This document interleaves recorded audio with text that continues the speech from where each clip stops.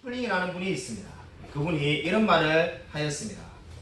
바보는 불에 대어 싸맨 손가락을 또다시 불 속에 집어넣곤 한다. 이 말이 무슨 말일까요? 바보는 불에 대어 손가락을 싸매었는데 또다시 불 속에 집어넣는다는 겁니다. 이 말은 인간이 실수를 똑같이 반복한다는 점을 꼬집어서 지적한 말입니다. 우리가 한번 실수하고 난 다음에 똑같은 실수를 또 반복하지 않으면 얼마나 좋겠습니까? 근데 그렇게 할 수 있는 사람은 아무도 없습니다. 오늘 성경에 나오는 아브라함도 마찬가지였습니다. 우리가 이미 살펴본 대로 창세기 12장에 아브라함은 아내 사라를 누이라고 속이며 거짓말하였습니다. 근데 지금 같은 일이 또 반복되었습니다. 단지 차이점이 있다면 창세기 12장에서는 애국왕 바로가 사라를 데리고 갔고 이번에는 그랄 왕 아비멜렉이 사라를 데리고 갔다는 점밖에 없습니다. 똑같은 일이 그대로 반복되었습니다. 그동안 많은 세월이 흘렀습니다. 창세기 12장의 사건 때 아브라함의 나이가 대략 76세였습니다. 지금은 아브라함이 99세가 되었습니다. 사라도 무려 89세가 되었습니다. 아마 여기서 많은 분들은 사라가 89세나 되었는데 도대체 아비멜렉은 왜 사라를 데려갔을까라고 생각하는지도 모릅니다. 창세기 12장 14절은 분명히 사라의 아리따움을 보고 바로가 사라를 데려갔다라고 그렇게 말을 하였습니다. 창세기 20장을 읽어보면 그러한 말은 전혀 없습니다. 그 어디에도 사라의 아름다움 이런 말은 없습니다. 그렇다면 왜 아비멜렉은 사라를 데리고 갔을까요? 우리가 여기서 한 가지 생각을 해볼 수가 있습니다. 아브라함은 지금 그랄로 이주를 하였습니다. 그러면 고대 사회에서 안전하게 서로 보장을 받으려고 하면은 자기의 아들이나 딸을 상대방에게 내어 주어야만 했습니다. 그런데 문제는 무엇입니까? 아브라함에게 이 내어줄 만한 아들이나 딸이 전혀 없다는 겁니다. 근데 지금 이 아브라함은 그랄에 살고 싶고 안전을 보장받아야 되는데 아비멜렉에게 내어줄 만한 자식이 없습니다. 그렇기 때문에 아마 아브라함은 자기가 살 궁리를 하고 사라를 누이라고 속이면서 볼모로 아비멜렉에게 주었다라고 생각할 수가 있습니다. 여러분 이러한 관점으로 보면은 잘 이해가 되는 말씀이 있습니다. 13절을 보십시오. 13절 뒷부분을 보시면은 그대는 나를 그대의 오랍이라 하라. 이것이 그대가 내게 베풀 은혜라 하였느니라. 이렇게 말씀하고 있습니다. 아브라함이 사라에게 지금 이렇게 말을 하고 있습니다. 너가 나를 오랍이라고 부르는 것이 내게 은혜가 된다는 겁니다. 여러분 은혜는 하나님이 주시는 건데 사라가 거짓말을 하고 다니면은 왜 자신에게 은혜가 된다고 말을 하고 있습니까? 제가 조금 전에 설명드렸던 상대편에게 대신 볼모로 잡혀간다는 그 관점에서 보면은 쉽게 이해가 되는 겁니다. 사라가 누이라고 속이면서 상대편에 지금 아비멜렉에 가 있으면은 그 행동 자체가 아브라함에게 큰 이익이 된다는 겁니다. 여러분 왜 아브라함은 오늘 또다시 넘어졌습니까? 20년 전에 아브라함이 애굽에서 사라를 아내 누이라고 거짓말하지 않았습니까? 아마 그러고 난 다음에 똑같은 죄를 또 짓지 않겠다고 다짐을 분명히 하였을 겁니다. 그런데도 넘어진 이유가 무엇입니까? 이 질문은 저와 여러분에게 너무나 중요한 질문입니다. 우리가 죄를 짓고 난 다음에 어떻게 우리가 늘 다짐합니까? 내가 다시는 이제 이 똑같은 죄를 짓지 않겠다라고 다짐하지 않습니까? 근데 우리가 또다시 넘어지고 이렇게 반복을 합니다. 왜 아브라함은 또다시 죄를 짓게 되었습니까? 오늘 성경이 지금 창세기 12장에 있는 것과 유사한 사건을 여기에 또 기록해 놓은 목적이 바로 여기에 있습니다. 아브라함이 왜 또 죄를 짓게 되었습니까? 그 이유는 한마디로 믿음의 결핍 때문이었습니다. 아브라함은 애굽에서 하나님께서 바로왕에게 사라를 빼앗길 위기에서 건져주시는 것을 직접 체험하였습니다. 하지만 그라랑 아비멜렉을 만난 이 시점에서 아브라함의 믿음은 작동하지 않았습니다. 아브라함은 그저 현실을 바라보고 그 상황에 맞게끔 처세에 맞게끔 행동했을 뿐입니다. 저와 여러분이 언제 믿음의 싸움에서 실패하게 됩니까? 자신의 상황만을 바라볼 때에 믿음의 싸움에서 실패할 수밖에 없게 됩니다. 아서랭크라는 사업가는 늘 고민과 걱정거리가 있었다고 합니다. 이 미래에 대한 전망이 불확실하므로 늘 염려와 걱정을 가지고 살아가고 있었습니다. 어느 날 매일매일 이렇게 불안과 걱정을 가지고 살아가느니 이제 차라리 일주일에 하루만 내가 염려하자라고 생각을 하게 되었습니다. 그래서 수요일 염려상자라는 것을 이 아서랭크는 만들게 되었습니다. 그래서 일주일 동안 염려가 생길 때마다 그 내용을 적어서 그 상자 속에다가 넣어두는 겁니다. 그 내용과 날짜를 적어서 이 수요일 염려상자에다가 넣어두었습니다. 그리고 그 모든 내용을 수요일에 한 번만 개봉해서 그날 하루만 그 모든 염려를 한꺼번에 하기로 결심을 했다고 합니다. 그렇게 매주마다 이제 수요일만 염려를 하고 난 다음에 시간이 지나고 난 다음에 아서랭크가 깨달은 게 있습니다. 당시에는 너무나 염려스러워가지고 고민이 되어서 그 내용과 날짜를 적어서 염려상자에 넣었던 것이 나중에 일주일 뒤에 개봉을 해보면은 아무 문제가 아닌 것을 알게 됐다고 합니다. 여러분, 이 이야기가 저와 여러분에게 주는 중요한 영적인 교훈이 있습니다. 우리가 늘 고민하고 염려하는 문제의 대부분은 시간이 지나면은 염려할 필요가 없는 문제라는 겁니다. 지금 내가 이 순간에서는 너무나 걱정되고 염려되는 그 문제가 시간이 지나고 나면은 아무 문제가 아닌다는 것을 알게 됩니다. 여러분, 오늘 아브라함도 마찬가지였습니다. 그날 땅에 이주했을 때 얼마나 많이 염려가 되겠습니까? 하나님을 경외하는 자가 없이 살아가는 이 땅에서 내가 어떻게 살아갈 수 있을까? 아마 많은 염려가 되었을 겁니다. 근데 아브라함은 무엇을 했어야만 합니까? 하나님을 믿어야만 했습니다. 아브라함이 본토 친척 아비 집을 떠나서 이 가나안 땅에 왔을 때 아무도 아는 사람이었고 하나님을 경외하는 자가 없지만은 아브라함은 하나님을 의지하고 살아갈 수가 있었습니다. 그뿐만 아니라 애굽에서도 하나님께서 지켜주었습니다. 왜 그랄에서는 하나님께서 아브라함을 지켜주지 못하겠습니까? 근데 문제가 무엇이었습니까? 아브라함이 실패한 문제는 어려운 문제가 자기에게 찾아왔기 때문이 아닙니다. 그랄에 왔기 때문에 아브라함이 죄를 짓게 된 것이 아니라 아브라함이 온전히 하나님을 바라보지 못했기 때문에 똑같은 죄를 또다시 반복적으로 짓게 된 겁니다. 그리고 저와 여러분의 인생의 문제도 마찬가지입니다. 우리의 인생의 문제는 내가 많은 돈을 벌다가 이제 경제가 어려워져서 적은 돈을 버는데 있지 않습니다. 수많은 사람들이 이렇게 자기 자신을 속이고 있습니다. 내가 예전에는 돈을 많이 벌어서 행복했는데 이제 적게 버니까 괴롭다라고 원망하며 불평합니다. 그러나 결코 우리의 문제는 거기에 있지 않습니다. 저와 여러분의 문제는 믿음이 결핍된 데 있습니다. 여러분, 오늘 아브라함을 보십시오. 아브라함의 문제가 결코 그랄에 왔기 때문에 문제가 된 게 아닙니다. 그는 하나님만을 온전히 바라보지 못한 것이 아브라함이 실패하게 된 이유였습니다. 저와 여러분도 마찬가지입니다. 우리가 어려운 시절을 보내고 있지만은 먼저 믿음을 굳건하게 가지십시오. 그러면 하나님께서 그 모든 것들을 다 더해주실 것입니다. 저와 여러분이 어렵고 힘들고 낙심되는 이유는 믿음이 제대로 작동하지 않기 때문입니다. 먼저 믿음의 눈을 가지고 하나님을 바라보십시오. 충영교회를 세우신 이제 고 김창희 목사님의 이야기입니다. 김창희 목사님에게 영적인 스승이 있었는데 이기성 목사님이라는 분이 계셨다고 합니다. 이기성 목사님이 김창희 목사님을 거의 키우다시피 하였습니다. 어느 날 김창희 목사님이 신학교를 가겠다라고 이렇게 이기성 목사님에게 말을 하자 이기성 목사님이 김창희 목사님에게 이렇게 말을 해줬다고 합니다. 내가 예전에 장사를 해서 하루에 8원씩 벌었다. 그리고 난 다음에 이제 갑자기 내가 하나님이 사명을 주어서 전도사가 되니까는 한 달에 8원을 벌게 되었다. 수입이 갑자기 30분의 1로 줄어들었는데 내 주위에 있는 모든 사람이 나보고 미친 사람이라고 말을 하더라.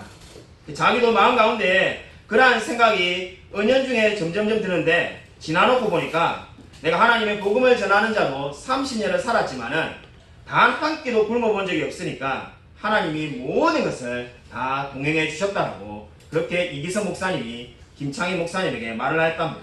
그리고 그 말이 끝나고 난 다음에 김창희 목사님에게 글귀를 하나 써주셨는데 그 글귀에 이런 내용이 있다고 합니다. 세상의 부귀를 배설물과 같이 여기면은 하나님의 권능이 너의 영혼과 육신을 반드시 지키실 것이다. 이 말이 무엇을 말합니까? 이제 신학교를 가서 하나님의 사람이 되려고 하는 그 김창희 목사님에게 하나님만 의지하면은 모든 것을 하나님이 다 채워주실 것을 믿고 살아라는 말이 되겠습니다. 여러분, 그렇습니다. 먹고 사는 문제에 대해서 지나치게 염려하지 마십시오. 내일 일을 염려하지 말라는 말씀이 성경의 진리입니다. 우리의 모든 사실 대부분의 염려가 무엇입니까? 먹고 사는 문제에 빠져 있습니다. 그러나 그 모든 염려가 우리에게 무엇을 가져다 줍니까? 믿음의 결핍으로 가져다 주고 결국 죄를 짓게 만듭니다. 오늘 이 아브라함의 이야기를 주목해 보십시오. 아브라함은 자기 나름의 최선을 다해서 어떻게 하든지 그랄에서 살기 위해서 아내 사라를 누이라고 속였습니다. 그러나 그것은 바로 믿음이 부족해서 나타난 행동에 불과합니다. 하나님이 모든 것을 이미 예배해 놓고 있음을 믿지 못한 것에 불과합니다. 그리고 하나님이 여러분의 모든 미래를 책임져 주실 분임을 믿으시기 바랍니다. 그리고 오늘 창세기 20장을 보면은 제일 분주하고 바쁜 분이 누구입니까? 하나님이라는 것을 알게 됩니다. 하나님이 너무나 바쁘십니다. 하나님은 지금 이 아비멜렉의 꿈에도 나타나셔서 말씀을 하고 있습니다. 여러분 3절부터 6절까지의 하나님과 아비멜렉의 대화를 주목하여 보십시오. 여기에 중요한 영적인 진리가 한 가지 있습니다. 하나님에 대한 호칭이 바뀌고 있습니다. 먼저 3절에 보시면은 하나님이라는 표현이 나오는데 이 단어는 그냥 우리가 말하는 하나님을 말하고 있지 않습니다. 이 단어는 그냥 수많은 신들 중에 하나라는 뜻이 되겠습니다. 마치 사도행전에 나오는 내가 알지 못하는 신에게라고 말하는 것처럼 지금 아비멜렉은 하나님을 믿지 않는 자인데 꿈에 나타난 하나님을 보고는 지금 신이다라고 부르고 있는 겁니다. 그러므로 3절에 있는 하나님은 그냥 신을 의미하는 겁니다. 내가 알지 못하는 신, 갑자기 나에게 찾아왔으니까 신이시여 이렇게 말을 하는 겁니다. 4절을 보시면은 주여라고 말합니다. 이 아도나이라는 주여라는 말은 이제 이스라엘 백성이 하나님께 부를 때 늘 하는 표현이었습니다. 그럼 주여라고 말하는데 단지 주여라고 말하는 표현만 바뀐 것이 아니라 그 아비멜렉의 하나님께 말하는 대화 내용에 주목하여 보십시오. 4절에 아비멜렉의 하나님께 어떻게 요구하고 있습니까? 주께서 의로운 백성도 멸하시나이까? 주께서 의로운 백성도 멸하시나이까라는 이 말은 단순한 말이 아닙니다. 이 말은 창세기 18장에 아브라함이 소돔을 살려달라고 하나님께 기도할 때 바로 이 똑같은 기도를 하였습니다. 주께서 의로운 백성을 멸하시나이까라고 아브라함이 했던 것과 마찬가지의 기도를 지금 아비멜렉이 하고 있는 겁니다. 그리고 그뿐만 아니라 6절을 보시면은 6절에도 하나님이라는 단어가 나옵니다. 여기서 하나님이라는 단어는 3절에 나오는 하나님과 똑같은 표현이 아닙니다. 여러분 3절의 하나님은 수많은 신들 중에 한 분이라고 이미 말씀을 드렸습니다. 6절에 나오는 하나님은 참 하나님이라는 뜻이 되겠습니다. 그러니까 아비멜렉은 지금 하나님을 만나고 난 다음에 어떻게 말하는 겁니까? 세상에 수많은 신들이 있지만은 참 하나님은 여호와 하나님이십니다라고 고백하고 있는 겁니다. 아비멜렉이 처음에 하나님을 만날 때는 누군지 알지 못하였기 때문에 신이시여라고 고백을 하였습니다. 그리고 하나님과 대화를 하면서 하나님을 주님이라고 부르고 이제 그 하나님에 대해서 어떻게 고백을 하고 있습니까? 하나님만이 유일한 신이다라고 고백을 하고 있습니다. 여러분 저와 여러분에게 동일한 고백이 있지 않습니까? 우리 오늘 함께 신앙생활했던 우리 안소영 성도님을 우리가 지금 보내려고 우리가 함께 아까 기도도 했는데 우리 안소영 성도님이 갑자기 하나님께서 찾아오셨다라고 아까 말씀을 하셨듯이 뜻하지 않을 때 저와 여러분이 예기치 않았을 때 하나님이 원래 찾아오시는 겁니다. 똑같은 고백을 지금 아비멜렉이 하고 있습니다. 자신이 생각지도 않을 때 하나님이 찾아오시고 그 하나님을 유일한 하나님이다라고 지금 고백을 하고 있습니다.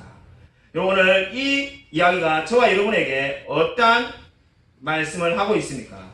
분명히 아브라함은 죄를 지었습니다. 여러분 아브라함이 죄를 지은 것이 결코 옳은 행동이 아닙니다. 하나님을 신뢰하지 못하였습니다. 근데 하나님이 이 모든 일을 어떻게 바꾸었습니까? 오히려 아비멜렉으로 하여금 하나님만이 유일한 신하님이면 유일한 신임을 알도록 자신을 알리셨습니다.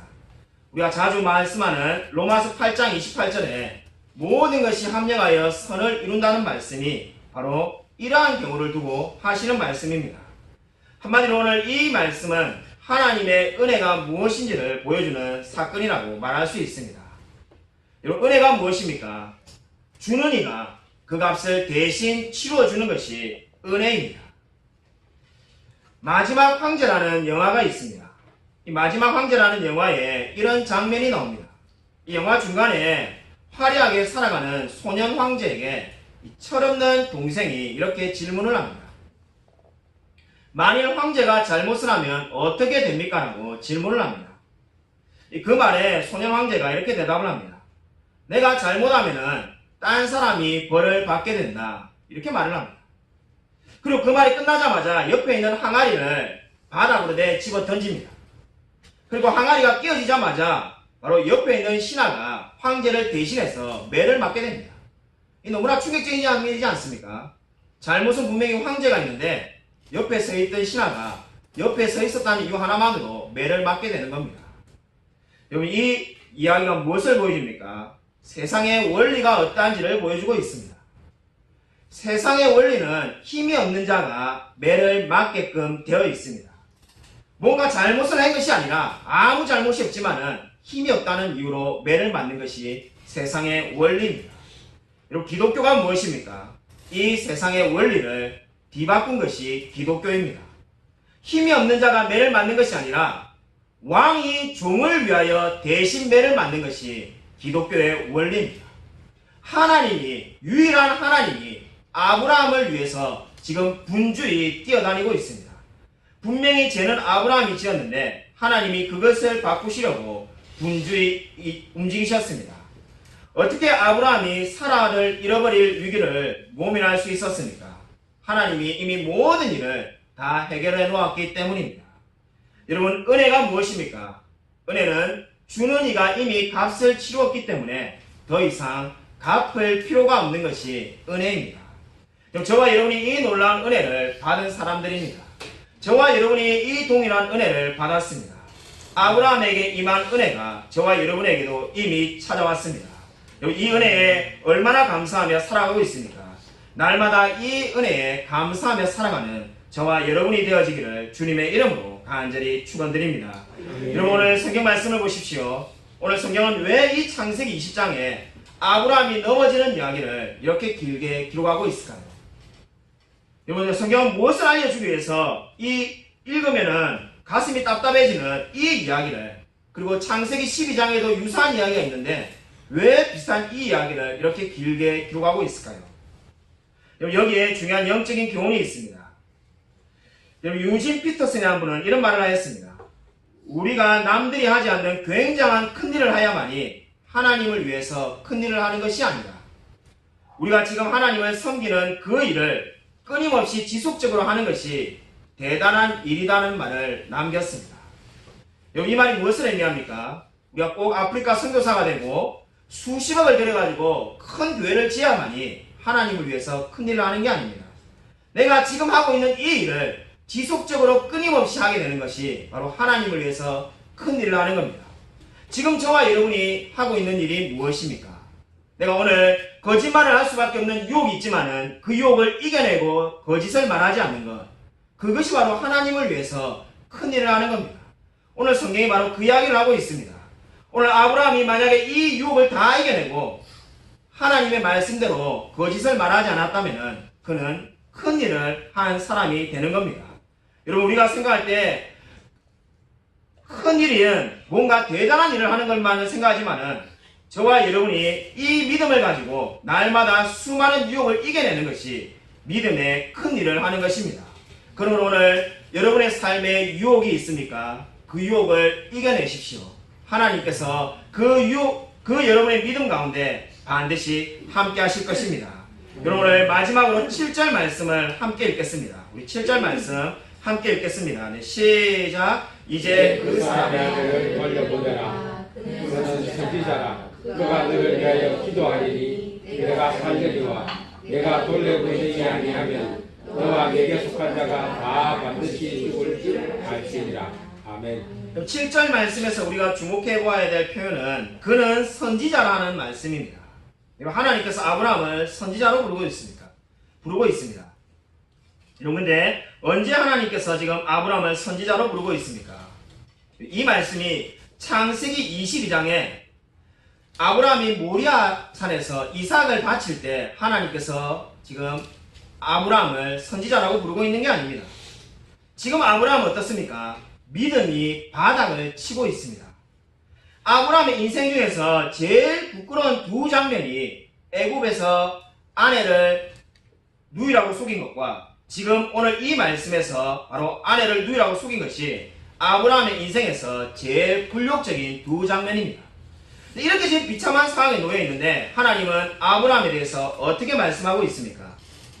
그는 선지자라고 그렇게 말씀하고 있습니다. 여러분 우리가 생각할 때 어떻습니까? 오히려 지금 아브라함 어떤 소리를 들어도 할 말이 없습니까? 너 오늘부터 선지자지 그만둬라. 너가 무슨 선지자냐? 너 정도 수준이면은 너는 그만둬야 될 사람이다. 이렇게 말을 드려야 될 것 같은데 하나님은 오히려 어떻게 확신하고 있습니까? 지금 아브라함에게 오히려 믿음의 확신을 주고 있습니다. 그는 선지자라고 그렇게 지금 아비멜렉에게가 수많은 사람들에게 선포하고 있습니다. 여러분 하나님은 오늘 말씀에 어떠한 분입니까? 믿음이 바닥을 치고 삶이 혼돈 속으로 들어갈 때에도 하나님은 아브라함에게 그는 선지자라고 말씀하는 분이십니다. 여러분 하나님은 이 아브라함의 심각한 약점과 결점에도 그 아브라함을 붙들었습니다.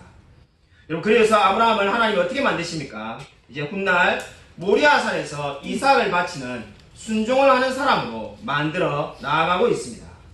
여러분 하나님은 어떠한 분이십니까? 믿음이 연약한 자를 믿음이 강한 자가 될 때까지 끝까지 붙드시는 분이라는 것을 오늘 성경은 말씀하고 있습니다. 여러분 이 하나님을 의지하시기 바랍니다. 많은 분들이 하나님의 공의를 오해합니다. 하나님의 공의라는 것이 내가 하나 잘못하면은 한 대 맞는 것이 하나님이 한 대 때리는 것을 하나님의 공의라고 생각하는 분들이 많습니다. 어떤 생각해보면 맞는 말 같이 보이지 않습니까? 내가 하나 잘못했으니까 하나님이 하나 때리시는 겁니다. 물론 맞는 말처럼 보이지만은 여기에 빠진 것이 있습니다. 여러분 하나님의 공의는 내가 잘못했을 때 하나님이 한 대 때린다는 것만으로 말해서는 안 됩니다. 그 가운데 뭐가 있어야 됩니까? 기다림이 있어야만 합니다.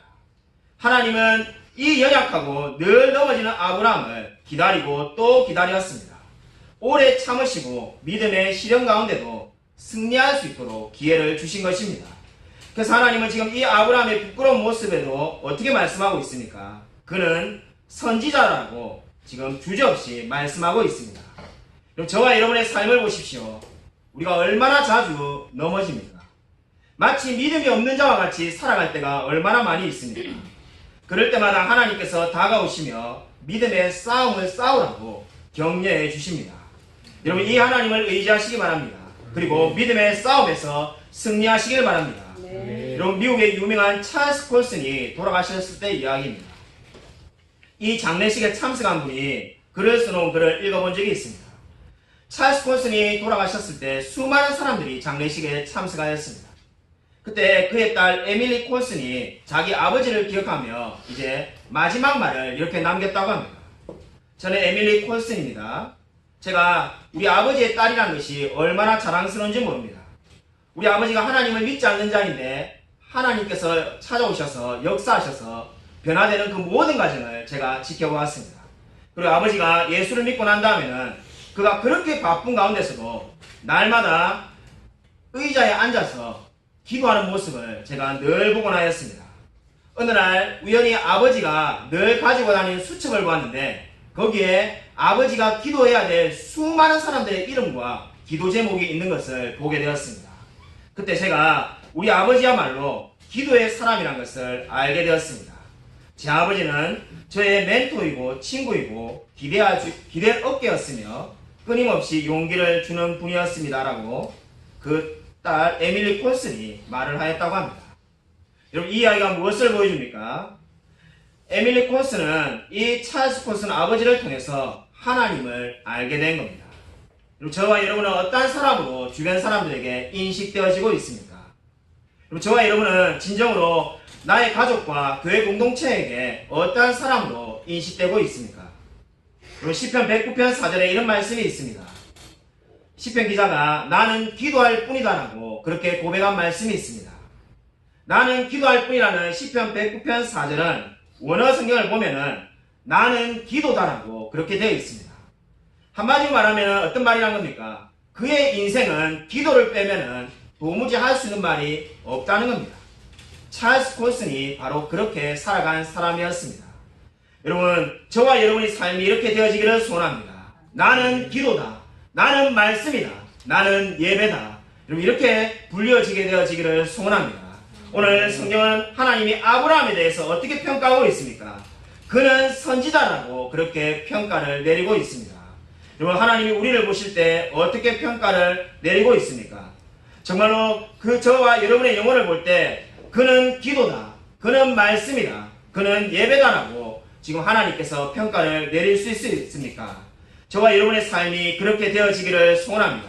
아무쪼록 믿음의 여정 가운데에 하나님의 은혜를 알고 하나님을 날마다 의지함으로 매일 승리하며 살아가는 저와 우리 모든 성도님이 되시기를 주님의 이름으로 간절히 축원드립니다.